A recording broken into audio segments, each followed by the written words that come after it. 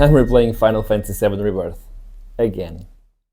Alright, let's cut to the chase. Final Fantasy VII Rebirth is now out on PC, and I've been replaying it. A big thanks to Square Enix for providing me the key. But why?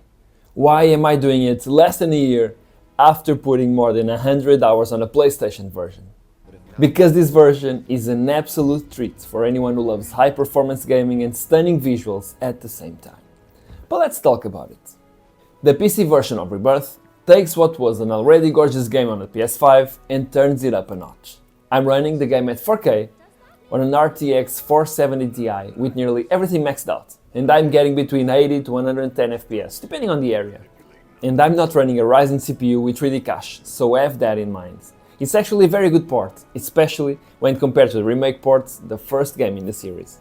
Compared to the PS5 version, the lighting on Rebirth is definitely what stands out the most. It's richer, more dynamic, and really brings the world to life. I mean, even looking at comparisons Square Enix released a few weeks ago, it almost makes the PS5 version look bad, and it most definitely does not look bad.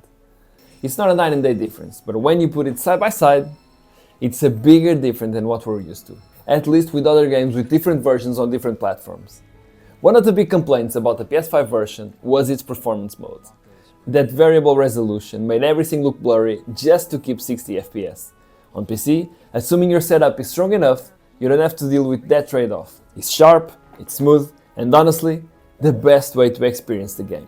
If you only take one thing only from this video, take this. This is the definitive version of Final Fantasy VII Rebirth. But let's dive deeper into performance. The port is solid, but it's not without its quirks. Most of the settings don't seem to make a huge difference to performance. For example, tweaking shadows from high to low gave me maybe 1-2 extra FPS. That's unusual, since shadows are usually a big factor in performance. On the plus side, the LSS is here, and it does a great job at maintaining high quality while boosting performance. What's missing though, it's FSR or any other upscaling option, which is a strange choice. And while we're on the topic, there is no frame generation. I know not everyone is a fan of it, but for single player games, it's a great option since it doesn't add too much latency.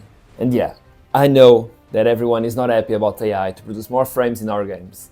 But I mean, our opinion is not really changing anything in the future, so I'll just take what I get. I even tried modding frame generation in, but it didn't work as expected. Not sure if it was just on my end, but although my frames skyrocketed, the game felt exactly the same, making me wonder if fake frames are really something real. Hopefully Square Enix says it officially in the future, especially for those people that are thinking on investing on the new 5000 series GPUs. Replaying Rebirth on PC has been like seeing the game with fresh new eyes. The jump in visual fidelity and performance makes even familiar areas feel new. The environments are more immersive, the combat feels smoother, and the sheer scale of the game's world hits harder when you're playing at higher settings and frame rates due to the very improved pop-in and render distance. I mean, pop-in is just way better, but way better compared to the PlayStation version. And while the game design hasn't changed, it's still massive, with fantastic pacing and way too many minigames. The improvements on PC make it easier to appreciate all the details the developers poured into this game. And what a game it is! It's my game of the year for 2024, and I have nothing against Astro Bot. In fact, I loved it. I just think Rebirth is a superior game for all it represents to the industry. With this in mind, it's clear that Square Enix is working more and better on its PC ports. And I mean, it's working for them so far, especially after what they call disappointing sales figures in so many games. Rebirth is now the Final Fantasy single-player title with the biggest amount of concurrent players on Steam. 14 is still the crown holder, but that's not single-player. Playing Rebirth again on PC just makes me more excited for what's next. Part 3 is going to be huge if they keep up with this level of quality.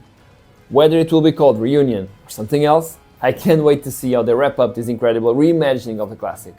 And at least according to Yoshinori Kitase, one of the producers of the remake trilogy, he has hinted heavily on the final chapter being multi-platform at launch, which means I'll make sure to have my PC ready when it comes out.